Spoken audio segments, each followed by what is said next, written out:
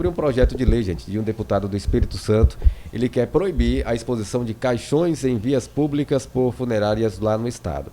Se esse projeto for aprovado na Assembleia Legislativa e sancionada pelo governador, as empresas que têm vitrines ou fachadas de vidro não poderão deixar os caixões voltados para a rua. E o seguinte, o que argumenta o autor do projeto? Ele diz que a exposição de urnas funerárias pode ter um impacto significativo na saúde mental de algumas pessoas, especialmente aquelas que estão em luto ou têm uma sensibilidade particular em relação à morte.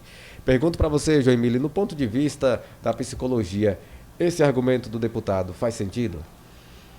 Na verdade, é uma situação extremamente problemática, né? A gente, ao longo da história da humanidade, fomos construindo várias sensibilidades em relação à morte, várias formas de perceber a morte, de sentir a morte, né? E a partir do século XX, né, na Idade Moderna e na Idade Contemporânea, a gente tem se afastado, né, tem inibido essas sensações em torno da morte. A gente tem deixado de lidar com a morte, de tratar a morte como ela é, como algo que faz parte do desenvolvimento humano, que faz parte da vida em sociedade, da coletividade e das sensações com as quais a gente precisa lidar, sim. Né? Então a gente tem inibido, né, todo tipo de representação, todo tipo de evento em relação à morte, ele tem ficado escondido.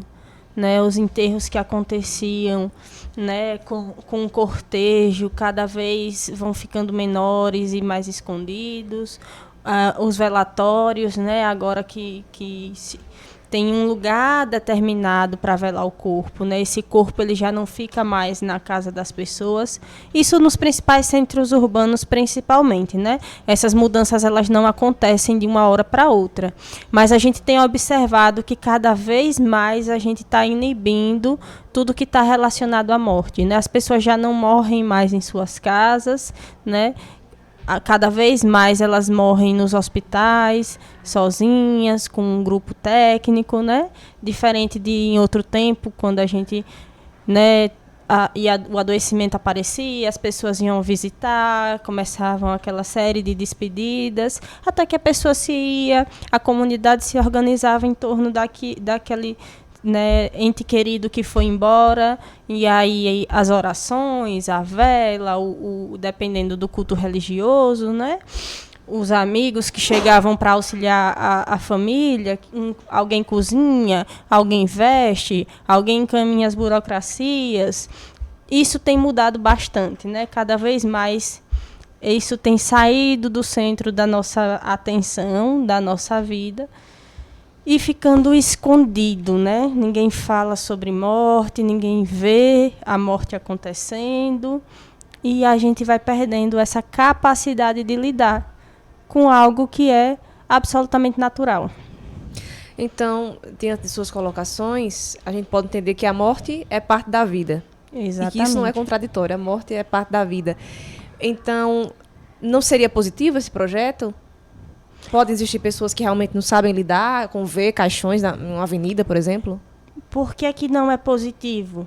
Porque, mais uma vez, a gente tira, né, elementos relacionados à morte do centro da atenção. Né? E aí, o fato da gente não estar vendo não quer dizer que a gente não vai ter que lidar com isso. Entendi. Quanto mais preparados e preparadas a gente estiver para lidar com a morte, mais saudável vai ser a maneira com a qual a gente vai lidar. Né? Então, por exemplo, na Idade Média, na primeira, né, na Alta Idade Média, ali entre o século V e o século XII, os mortos eles eram enterrados próximo às casas, né? Tinha uma coletividade em torno daquela morte. As pessoas lidavam com isso, o cheiro, a imagem, tudo, a morte fazia parte do cotidiano, de uma maneira muito natural. Já a partir do século XII, né, na Baixa Idade Média, os mortos passaram a ser enterrados em torno da igreja ou dentro da igreja. Então, a morte ela estava ali no centro da comunidade. A gente tem aqui, né, ainda corpos enterrados dentro da igreja. Né? Os ricos eram enterrados dentro das igrejas e os pobres eram internados no entorno da igreja. Isso faz com que a gente tenha um contato cotidiano, corriqueiro com a morte e a gente seja capaz de lidar com ela em sua naturalidade. Então, evitar a morte não é o melhor caminho. Evitar a morte não é o melhor caminho, porque evitar a morte faz com que a gente não construa, evitar lidar com a ideia da morte, né? Faz com que a gente não construa ferramentas de elaborar e de sentir, né, essas perdas. Muito bem, Jamile, ter medo de morrer vem do psicológico de cada pessoa, porque sabemos que o assunto qual abordamos aqui no início da semana é sobre as pessoas não querer ver caixões, ou seja, urnas, né? Então, são pessoas que ficam traumatizadas com aquilo. Então, isso vem do psicológico, são pessoas que têm certamente medo de morrer. Isso é normal ou, no caso, é anormal? Então, o medo de morrer é uma emoção básica. Faz parte, né, do nosso organismo, do nosso sistema de autopreservação. A gente precisa ter medo de morrer para a gente conseguir se relacionar com o mundo de uma maneira a não nos colocarmos em risco, né? Conseguirmos fazer escolhas adequadas para a nossa sobrevivência. Isso é uma coisa. Outra coisa é não tomar a morte como algo que existe e que é inevitável. Ficar fingindo que nunca vai acontecer. O que é que a gente tem visto? Hoje a gente observa que as pessoas elas não falam mesmo sobre a morte, não lidam sobre a morte. Mães perdem filhos, filhos perdem mães, e há um desespero total. A pessoa não consegue elaborar aquilo, porque nunca parou para pensar, para conversar sobre, para dizer, talvez eu fique sem a minha mãe em algum momento. Né? Talvez eu fique sem o meu filho em algum momento. A morte é imprevisível e inevitável. Então, quando isso acontece, a pessoa é completamente pega despreparada. Então é necessário falar da morte como algo natural.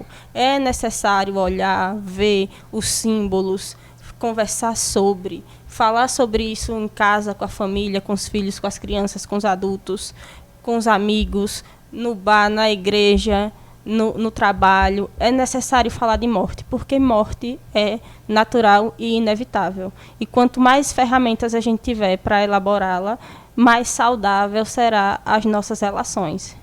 Rayane Varjão. Quais são as consequências que podem trazer, quais são as consequências que a gente pode vivenciar, né, que podem acontecer com a gente quando a gente vive no negacionismo da morte, negando que aquilo não vai acontecer ou que aquilo não existe? Por exemplo, a gente tem um manual diagnóstico, né, que a gente chama de CID. Já está catalogado como transtorno mental um luto que ultrapassa uma determinada quantidade de tempo, geralmente 15 dias. Se não tiver atualizado e eu não estiver enganada, são 15 dias. A gente não tem como estabelecer quanto tempo vai durar a dor de alguém, a angústia, o sofrimento, né, a necessidade de se restabelecer no mundo sem aquela presença, né? No entanto, é fato que as pessoas cada vez menos estão tendo menos competência para lidar com essa dor, menos ferramenta para lidar com suas emoções relacionadas ao luto e à morte. E isso faz com que elas não consigam trabalhar, não consigam retomar suas relações sociais, não consigam, né, retomar suas atividades diárias, cotidianas, né, de manutenção da própria vida. E isso é o que configura um transtorno. Então, eu não posso determinar quanto tempo você vai sofrer, mas é necessário que a gente entenda como é que esse sofrimento foi construído e se ele está relacionado justamente a essa negação de algo que é inevitável. Eu não posso negar que uma coisa que com certeza vai acontecer, vai acontecer. Só para a gente fechar aqui, eu já entendi que você disse que não é positivo que esse projeto seja aprovado. Eu quero trazer um outro ponto, nesse ponto aí que você coloca, que a gente tem que aprender a lidar com a morte, porque é algo natural. Em outro ponto aqui, o relator do projeto diz assim: a exposição pública de urnas funerárias ocasiona um aumento no sofrimento emocional, ou seja, para pessoas que estão de luto pela perda de um ente querido. Isso pode desencadear emoções intensas e reabrir feridas emocionais. Sobre essa questão de quem está vivenciando um luto, a exposição de caixões nas ruas pode prejudicar? Então, é o mesmo funcionamento. Se eu evito que símbolos relacionados à morte apareçam, se eu evito qualquer coisa que me lembre da minha dor, eu estou não lidando com a minha dor. Então, é uma cilada, porque eu preciso, na verdade, ter ferramentas de lidar com a minha dor e não evitar lembrar da minha dor. Evitar lembrar da minha dor não me ajuda, não me deixa mais saudável, não diminui a minha ansiedade. Não é porque eu não estou tendo uma crise de ansiedade que eu não estou ansiosa. Não é porque eu não estou... Veja, não é para a gente ficar se expondo à crise, certo?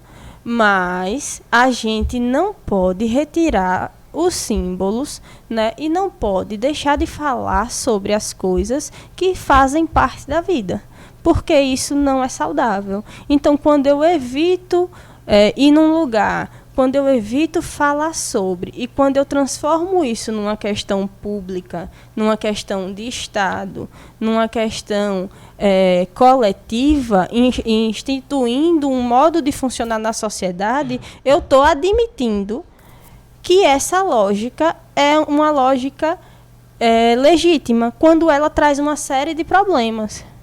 Uma coisa é pensar como sujeito, eu não estou me sentindo bem, então eu ainda estou sofrendo muito, eu não vou naquele lugar que me lembra aquela pessoa, eu não vou ouvir aquela música que me lembra aquela pessoa, eu não vou naquele tipo de evento que eu gostava muito de ir com aquela pessoa. É a maneira da pessoa de lidar com a situação, completamente legítima.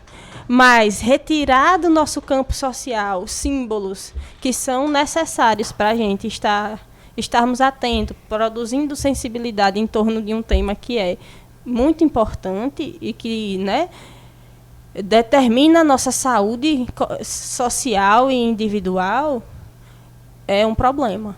Muito bem esclarecido.